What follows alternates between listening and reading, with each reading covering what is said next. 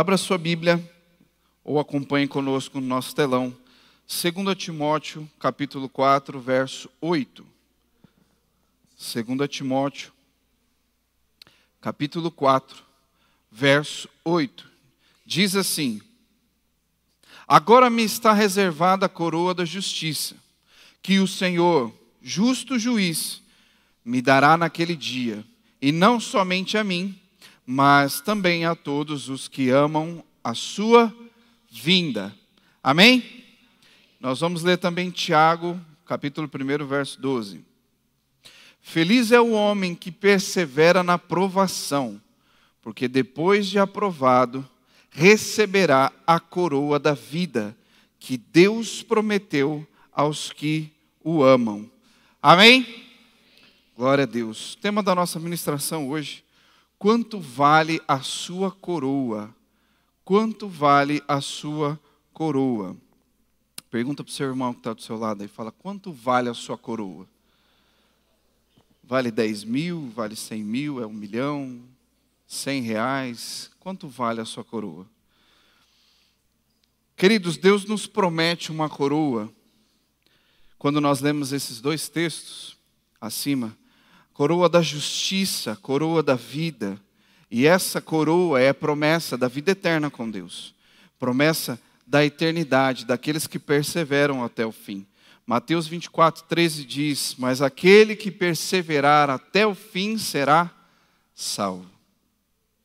A coroa que Deus nos promete, a coroa que nós lemos em 2 Timóteo, a coroa que nós lemos em Tiago, é uma coroa que é o prêmio do Senhor para nós. E essa coroa, ela não está disponível em vida. Ela está disponível para aquele que perseverar até o fim, se encontrar com o Senhor e vai receber dessa coroa. Paulo está escrevendo aqui a Timóteo, falando da coroa da justiça. Se você pegar o contexto histórico do texto, é o último livro que Paulo está escrevendo, porque após isso, algum tempo depois, Paulo já é morto. Então ele está escrevendo as considerações finais dele, ele está escrevendo para Timóteo, um discípulo jovem que se levantou ali, a igreja, e fazendo, e levando o evangelho. Ele fala: olha, Timóteo, agora já me está reservada a coroa da justiça. Já está preparado para mim, já está chegando esse tempo. E Paulo está falando sobre isso. E essa coroa que Deus tem para nós, essa coroa que Deus prepara para nós, é uma coroa que ela está reservada para a eternidade. É uma coroa da eternidade, é o prêmio dos santos. Quando você chegar diante de Deus, nós vamos ter esse momento com Deus. Ele vai falar: filho, está aqui sua coroa. Você perseverou até o fim. Você lutou, você batalhou e você ganhou a sua coroa. Tem alguns que já foram, que já receberam essa coroa. Tem outros que nós que estamos aqui, estamos nessa batalha diária, caminhando para isso. Caminhando para receber essa coroa. Só que hoje o nosso tempo, queridos, os nossos dias, é um tempo bem diferente de muitas coisas. Os mais antigos vão falar: olha, na minha época isso aqui não era assim. E a nossa geração é uma geração muito imediatista. Nós temos informação muito rápido na mão. Nós temos condição de comprar as coisas agora através de um celular e o cara entregar na sua casa. E não é só como antigamente, que você ligava: alô, é da pizzaria. Queria uma pizza, assim, agora você pega pelo celular, você faz a compra do mês, você compra o que você quer, você compra o seu almoço, café da tarde, até pãozinho entregam na sua casa pelo aplicativo. Tudo na mão, tudo muito rápido. E com isso, querido, nós estamos num tempo onde as pessoas não têm paciência e também não pensam nessa forma de falar assim: olha, eu vou pagar um preço por isso ou por aquilo. Está difícil? Abre mão. Está complicado? Deixa para lá. É assim. Casou? Deu 6 meses de casamento. Mas não está legal. Separa. Acabou. Tem casamento que separa com 3. 3 meses. Eu já vi histórias de casais que foram para a lua de mel, brigaram na lua de mel, voltaram, passaram mais um período aí de uns 15 dias e se separaram. Não sei se foi um tempo recorde esse, que deve ter mais gente com um tempo recorde. Mas é assim, é assim que o mundo está movendo, é assim que as pessoas estão enxergando as coisas. Não deu certo, sai. Não deu certo, cai fora. Ninguém está disposto a pagar preço por nada. E as pessoas começam a ver a desistência como oportunidade. Olha, eu tenho oportunidade de sair fora disso. Tem gente que não para em emprego. Não para. Começou, não gostei. O rapaz lá falou que falou isso, não gostei, vou trocar de emprego. A pessoa não para, vai pegar a carteira da pessoa de trabalho lá, não tem um emprego com mais de um ano. 3 meses de um, 4 meses no outro. Não gostei, sair, não gostei, sair. Você tem todo o direito de não gostar. E você tem todo o direito disso. Não estou falando que é errado você trocar de emprego porque você não gostou. Mas tem gente que vive nisso. Não para em nada. E isso é uma coisa que é muito ruim. Nós estamos vendo que, porque você não fala disso só no trabalho. Você não vê uma situação dessa só no seu trabalho. Você vê uma situação dessa no geral, em tudo. E isso acontece também no reino de Deus. O que é mais preocupante. Muitos alegam que encontraram a felicidade. Olha que legal. Quando abriram mão daquilo que Deus entregou. Deus entregou um chamado para um, Deus entregou um ministério para outro. E aí a pessoa fala assim, olha, eu cansei de sofrer. Estou entregando meu ministério, cansei de sofrer. Não quero mais. Nossa, olha que bonito, ele não quer mais, ele entregou. Espera aí, mas tem alguma coisa errada nisso aí. Quem aqui tem um chamado de Deus para a sua vida? Amém. Se você não levantou, meu irmão, levanta, em nome de Jesus. Você tem um chamado de Deus para a sua vida. Só que tem alguma coisa errada no meio do caminho aqui. Quem aqui foi chamado pelo pastor Gerson? O pastor Gerson foi lá e falou, eu estou te escolhendo para você ser profeta nas nações. Levanta a sua mão aí. Quem foi escolhido pelo pastor Tocha? Falou assim, eu estou te chamando para o ministério de Deus. Levanta a sua mão. Quem foi escolhido por Deus? Então tem alguma coisa errada aí no meio do caminho. Porque Deus está chamando o povo está largando, está abandonando. E estão falando que cansei de sofrer, agora encontrei alegria. Tem alguma coisa errada aí, não tem não? Está amarrado, né? De fato, queridos, o evangelho que tem sido empregado por muitos é um evangelho de facilidades. É um evangelho de que, olha, vem para Jesus e os seus problemas vão ser resolvidos. Vem para Jesus que aquele boleto seu que está atrasado, aquela dívida que você tem com a Caixa Econômica Federal, aquele IPTU que você nunca pagou na sua vida, vai ser resolvido. Só que não é assim que funciona. Só que muita gente tem pregado isso. Você vai lá na internet lá e o cara fala, olha, vem para Jesus, que Jesus vai resolver os seus problemas. E aí a pessoa vem para Jesus com a vida toda torta, chega para Jesus num trabalho que é um trabalho que tinha corrupção, por exemplo, um trabalho que era errado, uma fonte de renda do inferno. Chega para Jesus e essa fonte de renda acaba. Mas espera aí, mas eu fui para Jesus. Mas quem que estava suprindo a sua casa? Não, mas eu tinha que dar aquele quebra na mão do guarda, eu tinha que fazer isso, eu tinha que dar aquele jeitinho, eu tinha que fazer uma nota desse jeito, uma nota mais ou menos. Então, espera aí, meu irmão, tem alguma coisa errada. Porque o evangelho que a Bíblia fala e nos ensina, não é esse mesmo evangelho de facilidades que estão pregando por aí. Toma cuidado.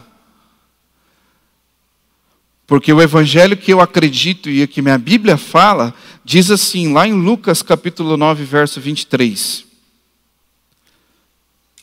Jesus dizia a todos, se alguém quiser acompanhar-me, vai ganhar uma Ferrari, amém? Está escrito isso aí? Quem quiser acompanhar-me, vai ganhar casa própria, emprego. É assim que está escrito?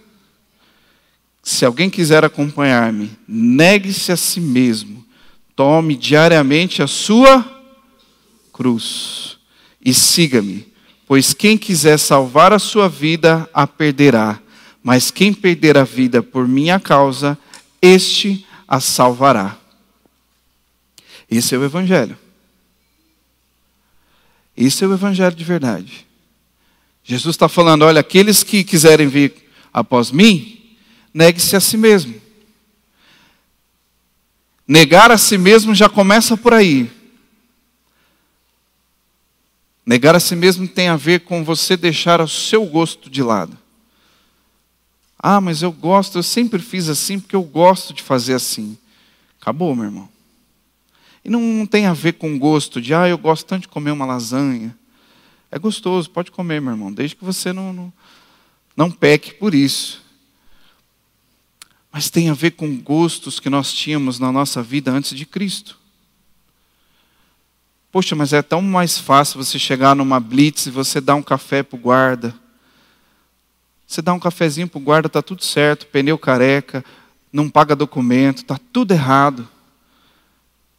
Mas assim é mais fácil.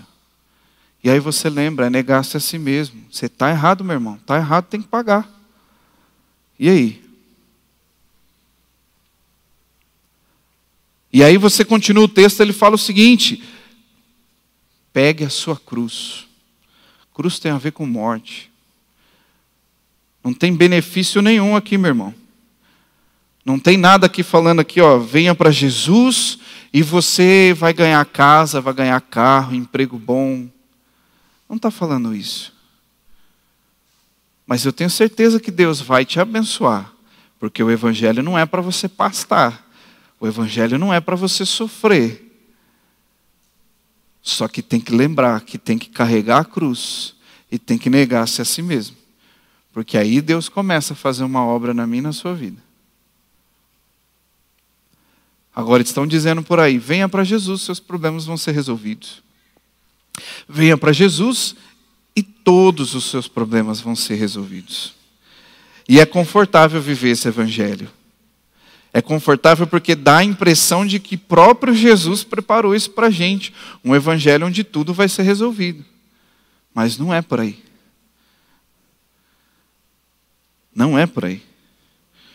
Porque quando Jesus ele fala, se você quiser vir, vai ter perseguição, vai ter dificuldade, você vai negar a si mesmo, você vai ter que carregar a sua cruz, aí você vai ser um seguidor meu. Ah, pastor, mas olha, eu não gosto daquele irmão ali, aquele irmão. Aí a Bíblia vai e fala, se você diz que não ama seu irmão, você não tem como amar a Deus. E aí a gente volta para esse trecho, negar a si mesmo. Meu irmão, estão vendendo esse evangelho por aí. Se a gente não ficar esperto, essas coisas entram dentro da nossa casa. Poxa, mas olha, o pastor lá falou que, poxa, a vida do crente não precisa ser assim tão difícil, tão complicada. O cara estava no mundo, estava ganhando dinheiro fácil, porque o trabalho dele era ilegal, todo um processo ilegal das coisas, ele vem para Jesus, ele acha que ele vai manter às vezes, o mesmo trabalho, as mesmas coisas, só que o que é do inferno, meu irmão, o diabo toma. Você veio para Jesus, agora a conversa é outra, Deus vai colocar você no eixo. O trabalho agora seu vai ter que ser, se é para eu te abençoar, vai ter que ser direito. É para abençoar? Eu quero, Senhor, eu quero ser abençoado. Então você vai ralar um pouquinho, meu irmão. Porque as coisas não são assim. Vai abençoar? Com certeza. E aí a gente começa a entender o seguinte, que a bênção do Senhor, a prosperidade do Senhor não tem a ver com valores. Mas tem a ver com o que você ganha, Deus faz prosperar. O mundo entende que quanto mais você tem, mais você é próspero.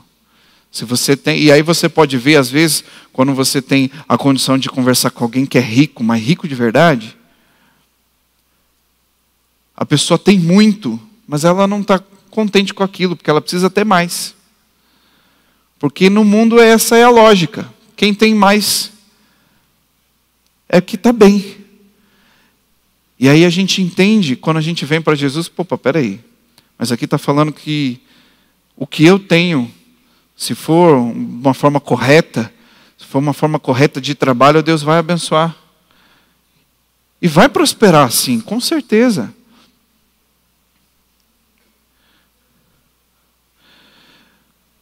Só que eu não estou falando, querido, que você não pode ser abençoado ou isso. O pastor está falando que a gente não pode ser abençoado, a gente tem que se lascar mesmo. Não, não é isso não, meu irmão. Misericórdia.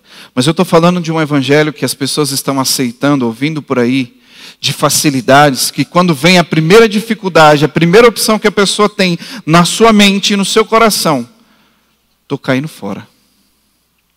O pastor falou um pouco mais grosso comigo, estou saindo fora, não admito isso não.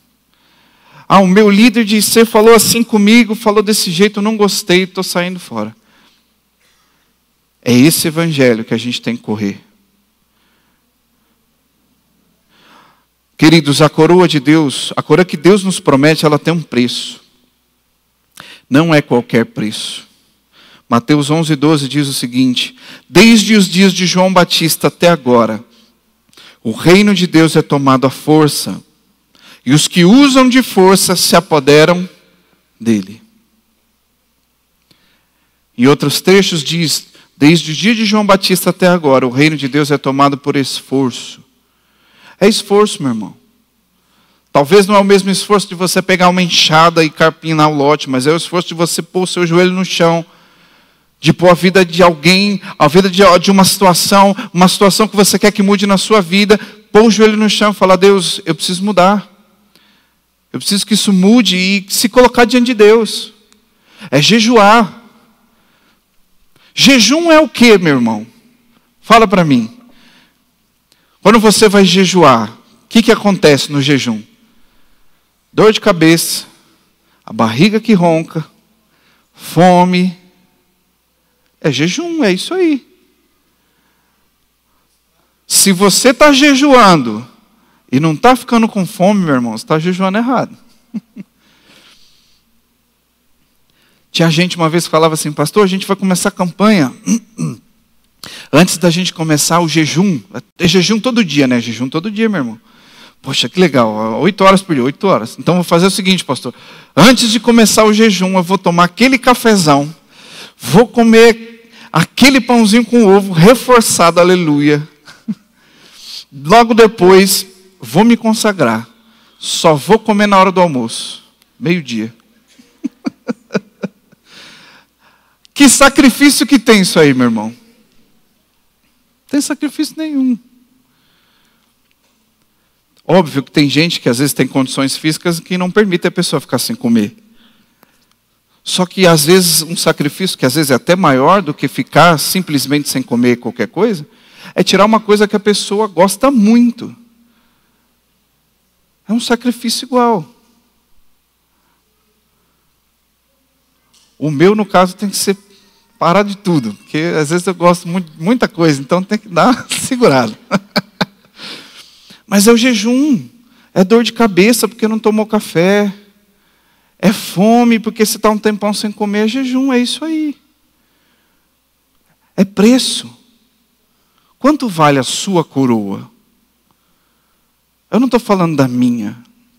A salvação ela é individual, e a nossa coroa, quando nós vamos receber, também.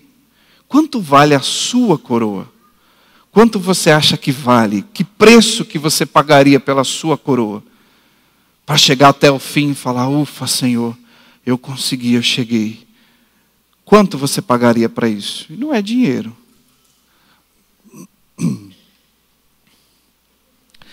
Em nossos dias, queridos, existem muitas coisas para tirar o foco da eternidade. O foco da nossa coroa em Deus. O foco do céu. Temos que lembrar que não somos daqui, nossa vida é passageira. Precisamos lembrar disso diariamente para que em Deus a nossa vida tenha propósito. Para que em Deus a nossa vida tenha sentido.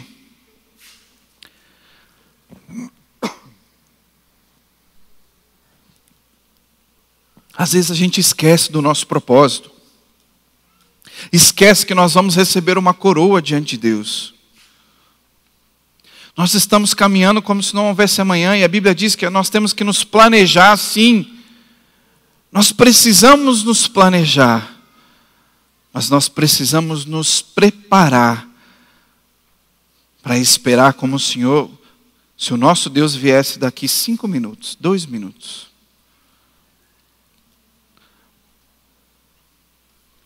Nós precisamos nos planejar. Só que nós precisamos nos preparar diante de Deus, esperando a volta do Senhor. Muitas vezes nós estamos ali naquela correria do dia a dia, nós não sabemos mais para onde a gente está indo. Eu tenho que ir, eu tenho que fazer, eu tenho que ir na igreja, eu tenho que ir participar do ministério tal, eu tenho que ir não sei aonde, eu tenho que participar, eu tenho que fazer uma visita no irmão, eu tenho que ir para IC. Não, meu irmão, você vai para IC para quê? Não, eu vou para IC porque eu preciso receber mais de Deus. Amém. Isso vai te ajudar na sua caminhada até a sua coroa. Não é porque você tem que ir, não é porque alguém disse que você tem que ir. Tudo isso faz parte da sua caminhada, mas nós precisamos lembrar disso. Fala, opa, eu estou numa caminhada, eu estou num processo, a minha coroa eu vou receber, mas eu preciso passar pela minha vida toda para chegar lá. Tem gente que vai antes, tem gente que vai depois, tem gente que já foi. Mas o encontro com o Senhor, ele é certo. Para quem foi antes ou para quem vai depois. Nisso nós vemos alguns motivos pelos quais muitos perdem seu foco na coroa, na eternidade, mesmo estando dentro de uma igreja. Nós perdemos o nosso foco quando nós olhamos para as pessoas. Hebreus 12:15 diz assim: cuide que ninguém se exclua da graça de Deus, que nenhuma raiz de amargura brote e cause perturbação, contaminando a muitos. Muitas pessoas no decorrer do dia a dia acabam se fixando muito no olhar nas pessoas, a quem está do lado, quem está na frente, pastores, líderes, amigos, irmãos. E quando um desses pisa na bola comigo, com você, aí o mundo cai. A pessoa se chateia e deixa a raiz da amargura entrar no coração. A Bíblia diz assim, cuide que ninguém se exclua da graça de Deus. A raiz de amargura está, aí ele continua, que nenhuma raiz de amargura brote e cause perturbação, contaminando a muitos. Raiz de amargura, queridos, é como se fosse um veneno no nosso coração. E não é um veneno que mata rápido. É um veneno muito sutil e devagar. A pessoa está aqui na igreja, está na IC, está participando da comunidade, mas ela está de olho nas pessoas. Pastor, mas então a gente não pode olhar para as pessoas, não pode ter as pessoas, grandes homens e mulheres de Deus como referência? Pode.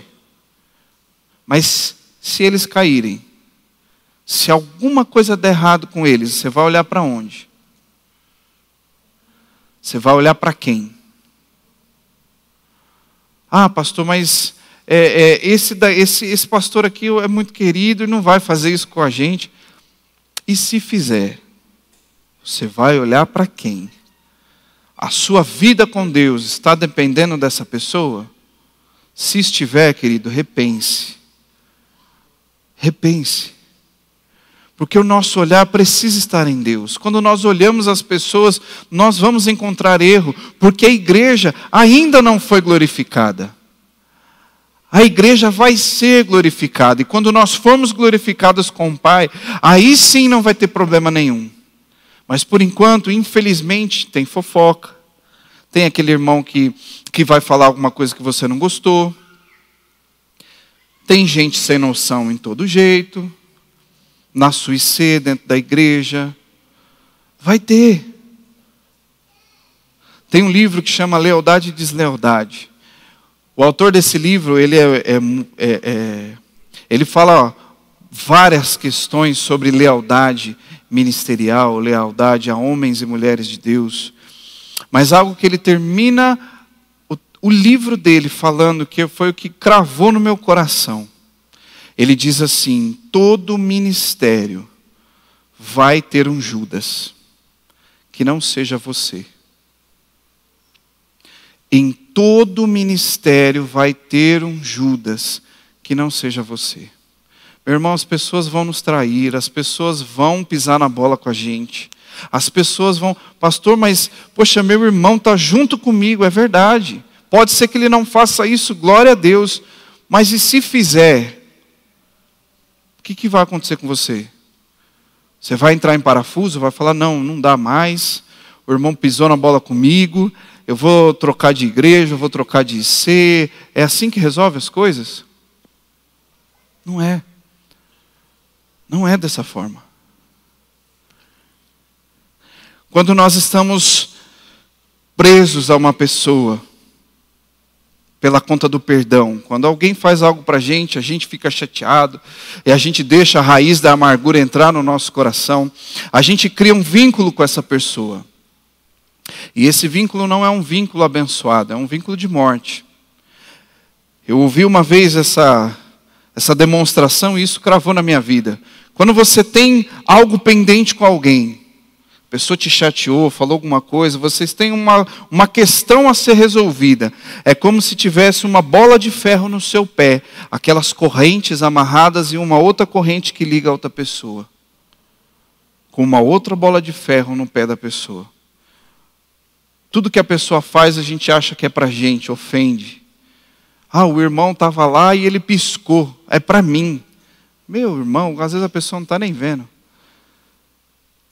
O fulano de tal disse lá na IC, ele falou para mim, eu sei que é para mim, porque eu sei que ele não gosta de mim, eu sei que não sei o quê. Não tem ninguém assim não, né? Amém. A pessoa está presa. Tudo que a outra pessoa faz, acha que atinge, e vice-versa. E aí, quando a pessoa de lá caia, quando a pessoa se afunda, a outra se afunda junto.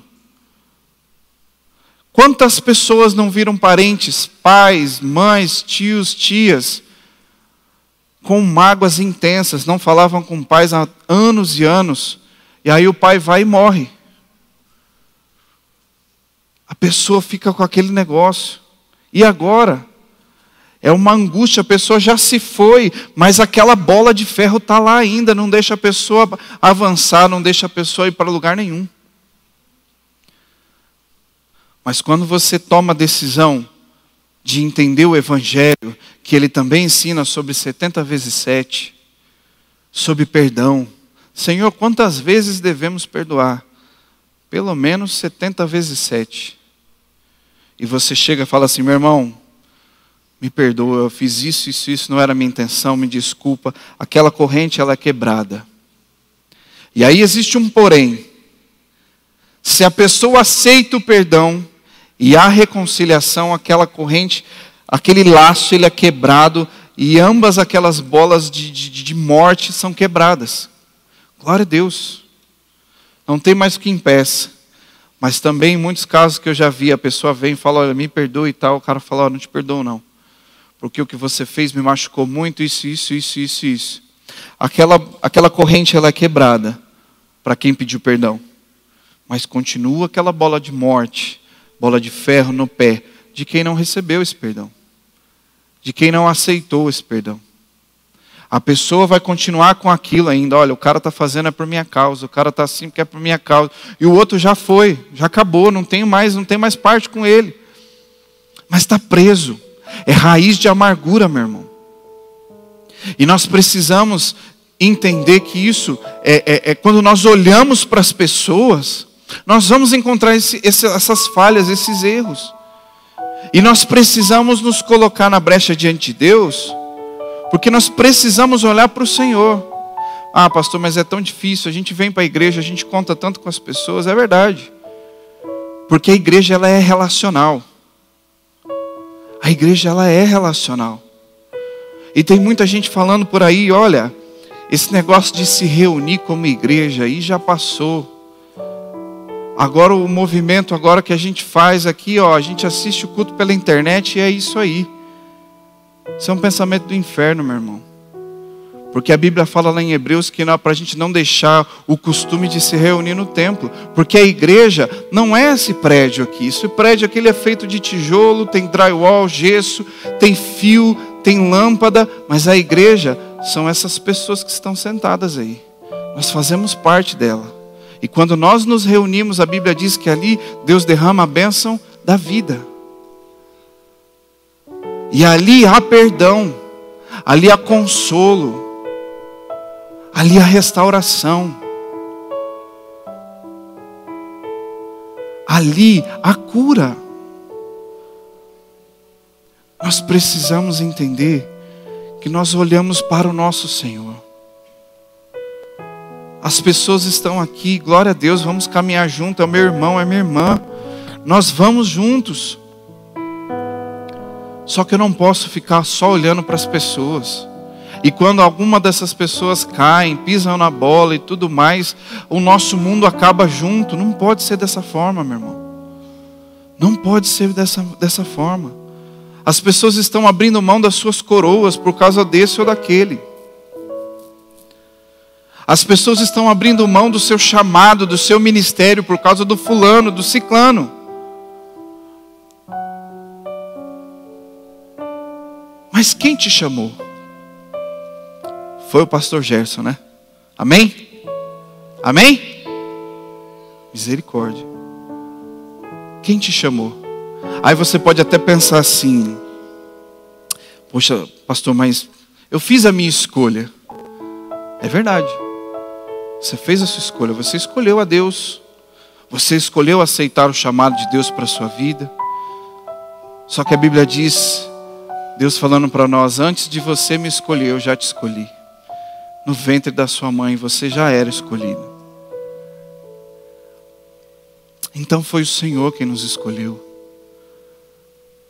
Muitas pessoas estão abrindo mão das suas coroas, da caminhada de chegar diante do Senhor e falar: Senhor, eu consegui, porque alguém disse alguma coisa e você não gostou. Ah, por causa disso eu estou entregando. Pastora Patrícia, está aqui. Minha IC está na sua mão. Já que foi a senhora que me chamou. Foi, pastora? Foi não, né? Não, é muito difícil, meu irmão. Você pode perguntar para qualquer líder aí. Líder de IC, supervisor. Meu Deus, os pastores. Pode perguntar para eles, meu irmão. Fala: pastor, seja sincero comigo. O senhor já pensou em parar alguma vez? O senhor já chorou assim de falar: meu Deus, eu vou entregar tudo que eu tenho? Eu tenho certeza que quase 100% deles vão dizer que sim. Só que existe uma grande diferença em pensar em parar e de fato parar.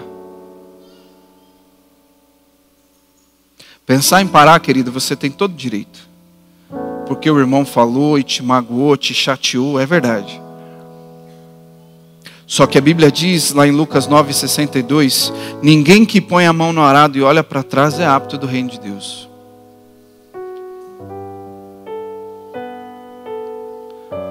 Não tem a ver com o irmão que disse isso ou aquilo.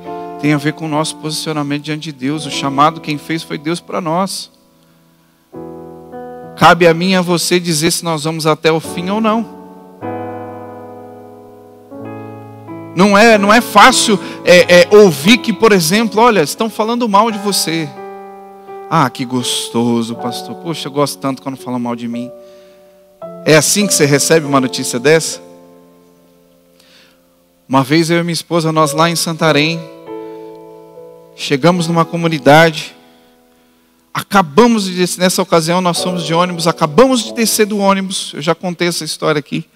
Acabamos de descer do ônibus, o irmão falou: ô pastor, vem cá. Eu falei: o que foi, meu irmão? Vem cá rápido, eu preciso contar o que está acontecendo aqui. Eu falei: meu Deus, alguém morreu? O que aconteceu? Vem cá, pastor. A fulana de tal, que é membro da igreja, está dizendo que o senhor e a sua esposa é isso e aquilo, que vocês não deviam ter vindo, que vocês vieram lá de São Paulo para encher o saco do pessoal aqui, e falou um monte de coisa. Nossa, eu fiquei tão feliz quando eu vi isso. Fiquei nada, meu irmão. Fiquei nada. Meu coração se entristeceu muito. E aquela palavra entrou no meu coração. Eu falei: meu Deus, eu vim de tão longe para poder pregar o evangelho e ensinar a palavra de Deus. Veio um enviado do cão desse para falar uns negócios desse. Só que Deus foi ministrando ao nosso coração, falando: não esquece, quem te chamou fui eu. Não esquece, quem te chamou fui eu.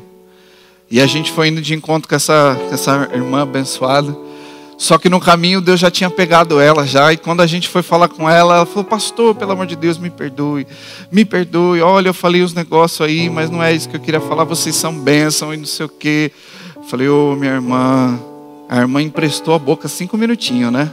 Fala a verdade. Mas uma notícia dessa não deixa ninguém alegre, meu irmão. Só que são essas coisas que nos faz lembrar para quem nós fazemos. Qual é o nosso propósito? Pastor, mas eu sirvo da minha IC. A minha IC são as pessoas. É o Carlos, é o irmão Marcos, é o fulano. Essas pessoas são, eu sirvo a eles. É verdade, é verdade. Mas não esqueça que você serve a eles servindo a Deus.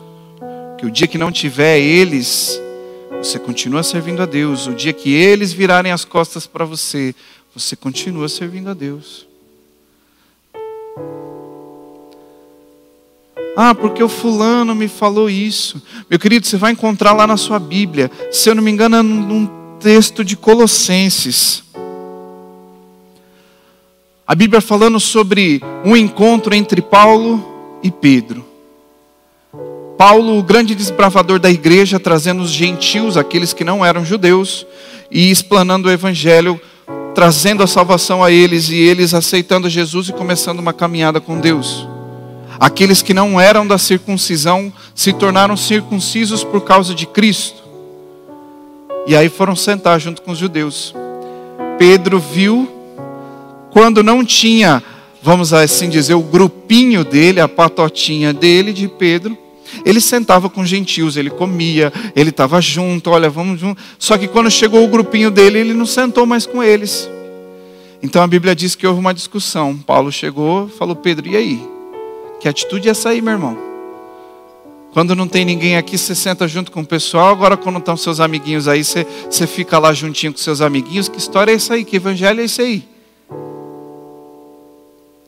Eu creio que Pedro não deve ter muito gostado do que ele ouviu. Mas a Bíblia não diz que ele ficou chateadinho e ele saiu da igreja. Ah, ele ficou muito chateadinho e aí ele não gostou. E ele foi falar com o pastor que na época era Tiago. E olha, Tiago, não gostei do que Paulo me falou. Paulo nem era um dos discípulos e ele está aí me falando assim. Não, continuaram a caminhada, meu irmão. Paulo de um lado, Pedro do outro, e continuava pregando o evangelho. Continuaram. A gente não pode se prender a essas coisas, meu irmão. A gente não pode ficar olhando só para as pessoas. É importante você ter alguém como referência. Quando nós começamos a nossa caminhada com Deus, nós precisamos de alguém de referência. E você conta com pessoas que oram por você. Mas não esqueça que o seu chamado, ele é só seu. Porque Deus chamou você. Amém? 2. Quando nós só enxergamos erros. 2 Timóteo capítulo 4, verso 10. Primeiro trecho A. Pois Demas, amando este mundo, abandonou-me e foi para Tessalônica. Crescente foi para a Galácia e Tito para a Dalmácia. Quando nós só enxergamos erros onde nós estamos, e principalmente em nossa caminhada com Cristo, se nos esforçarmos para vermos esses erros, pode ter certeza que vamos encontrar, e vamos encontrar muitos. Paulo, falando sobre Demas, ele declara que Demas amou o mundo, ou seja, ele achou algo mais atraente do que o evangelho. Demas andou com Paulo. Paulo pegou Demas e falou: Demas, você vai andar do meu lado. Vamos pregar o evangelho. Como que era a vida de Paulo? Ele participava de shows, ele ia para o shopping, ele só comia no McDonald's. Era assim que era a vida de Paulo? Meu irmão, pensa numa vida difícil. Só que era um propósito de Deus, um chamado de Deus para a vida dele. Porque Deus, na hora que ele chamou, ele falou: Paulo, você vai saber o que é sofrer pelo meu nome. Meu irmão, era barco que estava afundando, era apedrejamento, era chicoteamento, era cobra que mordia o homem. Era um negócio. Aí Demas começou a andar com Paulo e falou: opa, peraí. O negócio aqui, o caldo está grosso demais aqui. E a Bíblia diz que ele, amando o mundo, foi para Tessalônica. Ele achou alguma coisa mais atraente. E se nós não nos focarmos na eternidade, o mundo está cheio de coisas atraentes para nós.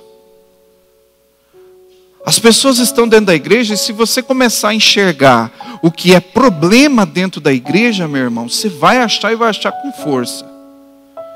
Porque a igreja ainda é feita por pessoas, e a igreja ela ainda não está glorificada. A igreja tem problema, meu irmão. Ah, mas eu vou trocar de igreja, porque a igreja do fulano lá não tem esses. Talvez tenha outros, mas tem também. Tem coisas que acontecem aqui, eu vou dar um exemplo muito claro, muito prático. Eu pastorei o pessoal da mídia, da live que está ali. Dá um tchauzinho aí, galera. Pessoal da mídia aí, ó, glória a Deus pela vida de vocês, viu? Quem quiser, nós estamos precisando, viu, gente, de trabalhadores aí para essa obra. Aproveitar. Tem coisa que começa a acontecer lá, começa a pipocar as coisas lá.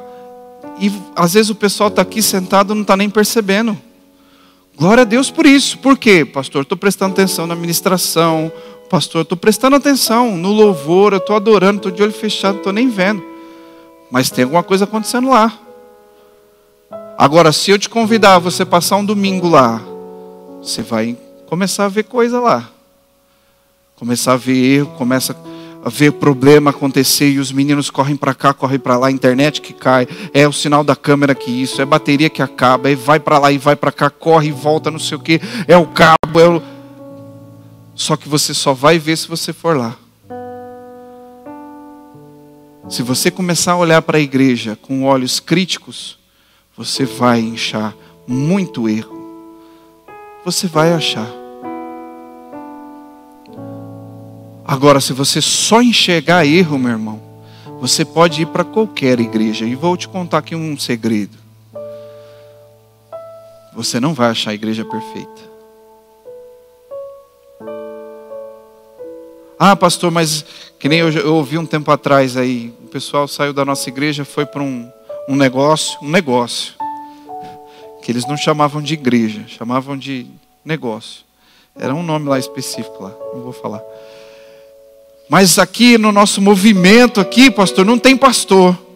Não tem pastor. Cada um aqui é por si, Deus por todos. Eu falei, amém. Mas um pouco estranho. Não tem pastor, mas tinha uma pessoa que dizia o que todo mundo tinha que fazer. E aí a gente lembra aquele texto. E ajuntaram mestres para si, com coceiras no ouvido, para ouvir o que eles querem.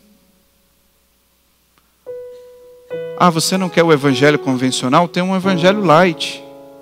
Tem o evangelho diet também. Tem o evangelho sem açúcar, tem o evangelho sem sal, tem o evangelho colorido, e tem o evangelho disso, tem o evangelho daquilo. Tem o evangelho que aceita homossexualismo, tem o evangelho que casa os homossexuais. Tem de tudo. Agora tem Bíblia que retira trechos do texto original. Ah, mas porque esse texto fala do inferno, então a gente vai tirar. Esse texto fala disso, a gente vai tirar. Tem para todos os gostos. Mas quanto vale a sua coroa? Ela vale um preço? Qual é o preço? Qual é o preço que você está disposto a pagar? Qual é o preço que você está disposto a pagar pela sua coroa? 1 Timóteo 4, versículo 1, esse texto que a gente falou aqui, ó. O Espírito diz claramente que nos últimos tempos, alguns abandonarão a fé e seguirão espíritos enganadores e doutrinas de demônios. Tais ensinamentos vêm de homens hipócritas e mentirosos, que têm a consciência cauterizada e proíbem o casamento e o consumo de alimentos que Deus criou para serem recebidos com ação de graças pelos que creem e conhecem a verdade. As pessoas pregam o que quer. Só que quanto vale a sua coroa? A minha coroa vale muito, vale sacrifício, vale uma vida com Deus. A sua coroa vale engolir alguns sapos, meu irmão? Você entende? Engolir sapo. Sabe quando você tem que engolir um negócio, falar assim, para eu não pecar, para eu não perder essa pessoa que está perto de mim, eu tenho que ficar. Deixa eu fechar minha boca. Nós fomos algumas semanas atrás, no Maranhão, Vargem Grande, nós fomos lá com o pastor Antônio. Fomos uma equipe da nossa igreja, foi uma bênção, meu irmão. Foi uma equipe de mulheres do Muvim, pastoras abençoadas. Pastor Zezinho e pastora Conceição estavam lá com a gente. Foi uma bênção, meu irmão. Pensa num negócio abençoado. Nós vamos ter para o ano que vem aí, em nome de Jesus, já se prepara aí. Mas quanto você estava disposto, por exemplo, quanto nós estávamos dispostos a levar o evangelho para aquelas pessoas? Meu irmão, a gente chegava lá na comunidade, lá, e o negócio de pobreza era um negócio tenso. Casa feita de barro. Nós levamos lá uns alimentos para comer junto com eles, e o pastor Antônio, que é de lá, ele falou assim, olha, eles vão comer com vocês e vão comer bem, porque vocês estão levando. E aí a gente começou a visitar algumas casas, algumas famílias, e a gente viu lá o pessoal comendo feijão cozido. Feijão cozido. Qual foi a última vez que você comeu só feijão cozido com sal? Sem mais nada. Tem gente que já põe um jabazinho, uma farinhazinha e acabou, né? Já está resolvido. Mas o feijão cozido, querido. Porque não tinha mais, não é cultura, é cultura do povo, eles comem. Não tinha o que comer, meu irmão. Tinha feijão, acabou. Cultura é você ir comer lá um baião de dois, um não sei o que, isso é cultura. Mas lá não era cultura, uma cultura de pobreza, uma cultura do inferno, você comer feijão cozido. Só que aí a gente chegou lá, e eu vou dar esse exemplo. Nossa, as irmãs prepararam toda a comida lá, e estava muito gostoso mesmo. Falei, gente, ó, seguinte, o pessoal vai comer com a gente.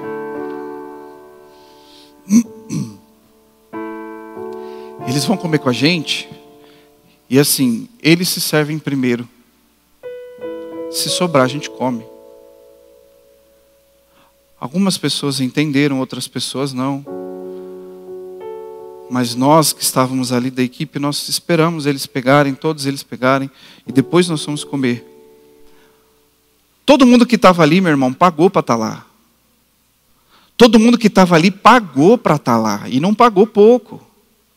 Parcelou e fez o que tinha que fazer para estar lá. Para chegar lá na hora e falar, pastor, eu vou passar fome. E se não sobrar mistura para mim? Vou comer arroz e feijão? Mas quanto você está disposto? Qual o preço que você está disposto a pagar? E se eu te falasse que se você deixasse de comer aquele almoço para ganhar aquelas pessoas para Jesus, você faria?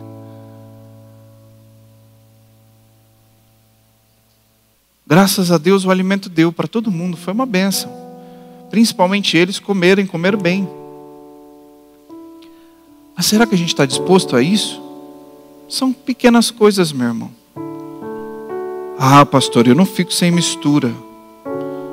Então toma cuidado. Se você não fica sem mistura, você pode negociar sua coroa por um prato de lentilha. Nós fomos de longe, meu irmão, para estar lá. Sabe, para às vezes ter um contato. Passamos um dia naquela comunidade específica. Talvez as pessoas nem lembrem da gente. A gente vai lembrar deles com certeza. Porque foi uma experiência impactante. Lá nós falamos do Evangelho. Nós falamos das boas novas do Senhor. Mas quem está disposto a pagar um preço? Você está disposto a pagar um preço pela sua coroa? Para não deixar as pessoas, fulano me disse, fulano... Pagar um preço, falar, não interessa o que fulano me disse, eu tenho certo para onde eu vou, quem me chamou, e eu vou continuar essa caminhada. Fácil não vai ser não, meu irmão. Vai chorar, vai chorar. Mas a Bíblia diz, bem-aventurado aqueles que choram, pois serão consolados. É essa a diferença do Evangelho. Quando nós choramos, Deus nos consola, o Espírito Santo nos consola. Não quer dizer que não vamos chorar, não quer dizer que não vai ser difícil, que vai ser fácil. Não quer dizer nada disso. Mas quer dizer que quando a coisa complicar, Deus vai estar lá do nosso lado. Terceiro, quando não enxergamos vida. Provérbios 13:12 diz o seguinte: a esperança que se retarda deixa o coração doente, mas o anseio satisfeito é árvore de vida. A esperança que se retarda deixa o coração doente, mas o anseio satisfeito é árvore de vida. Aqui nesse trecho, Salomão está dizendo o seguinte: olha, toda esperança, qualquer esperança, que se demorar muito, vai adoecer o coração. Qualquer esperança. E aí tem gente desesperada na vida, porque perdeu a esperança. Não vê esperança em mais nada. Começa a batalhar com uma doença que chama depressão. Não enxerga esperança. Não vê saída. E aí encontra a saída onde? Na possibilidade da morte. Porque não enxerga a esperança. E gente dentro da igreja assim também. Não porque está dentro da igreja não pode ter depressão. Mas de alguma forma enxergou a sua esperança de uma forma diferente. Porque quando eu coloco, por exemplo, a minha esperança no nosso governo, a minha esperança vai tardar e vai adoecer o meu coração.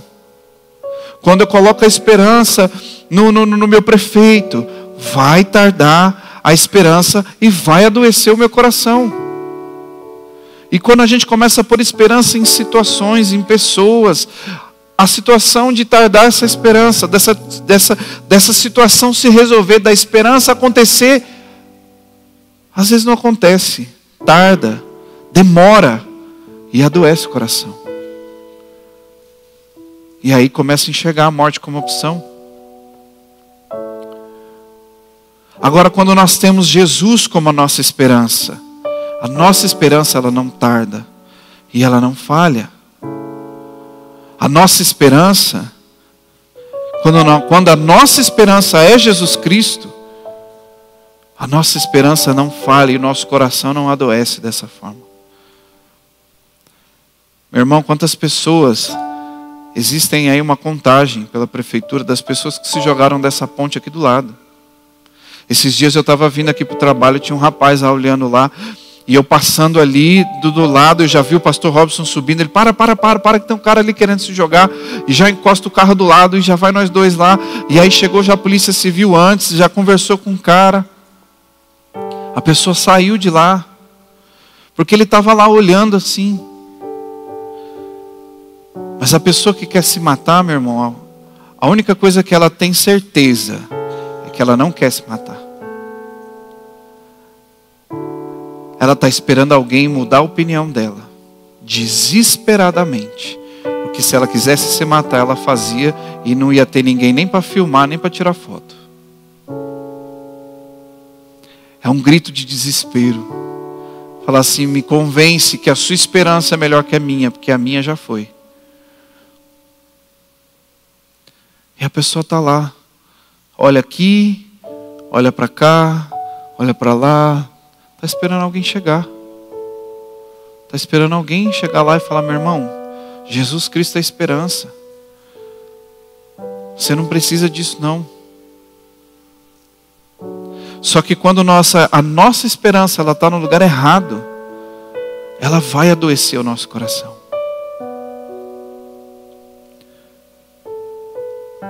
Porque quando a nossa esperança é Cristo, lá em Colossenses capítulo 1, verso 27, diz assim: a eles quis dar a conhecer entre os gentios a gloriosa riqueza deste mistério, que é Cristo em vocês, a esperança da glória. Quando Cristo é a nossa esperança, Ele não é só a nossa esperança, Ele é a esperança da glória de Deus em nós. E a glória de Deus em nós é vida.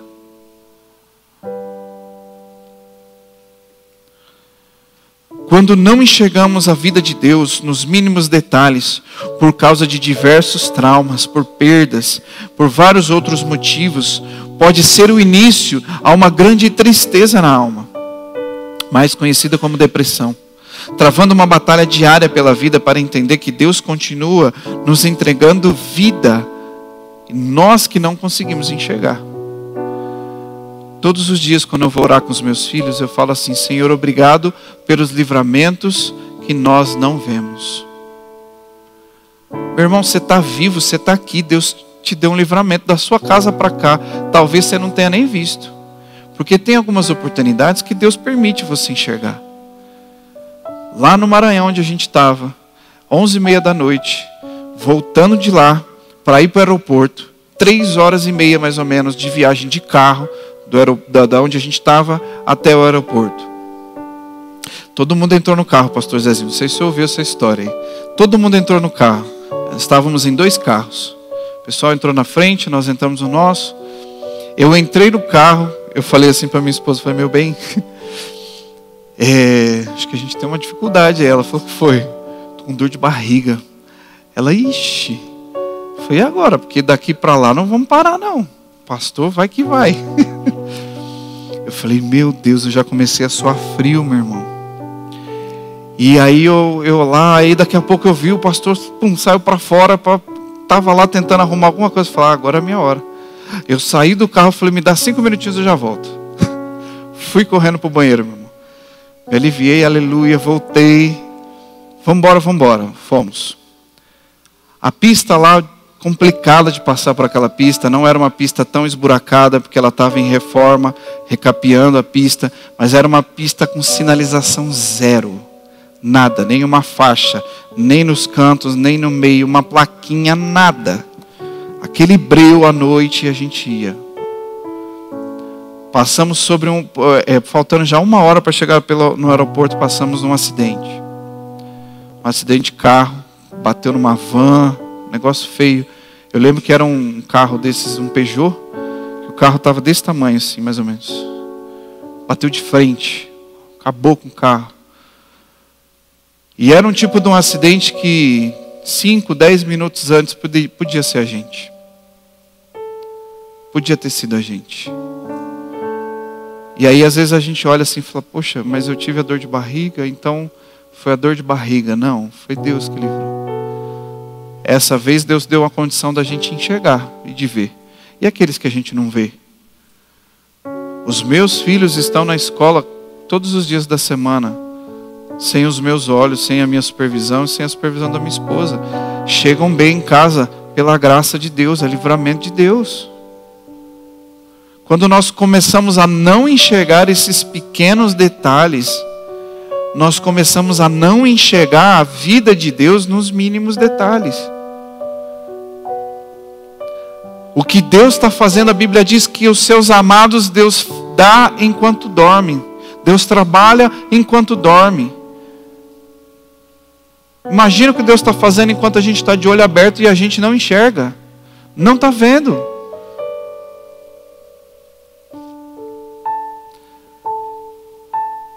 Deus está guardando. Se a gente não enxerga isso, meu irmão, a esperança, a nossa esperança vai tardar, porque ela não é Cristo. E aí o nosso coração vai adoecer. Agora, quando nós enxergamos Cristo nos mínimos detalhes,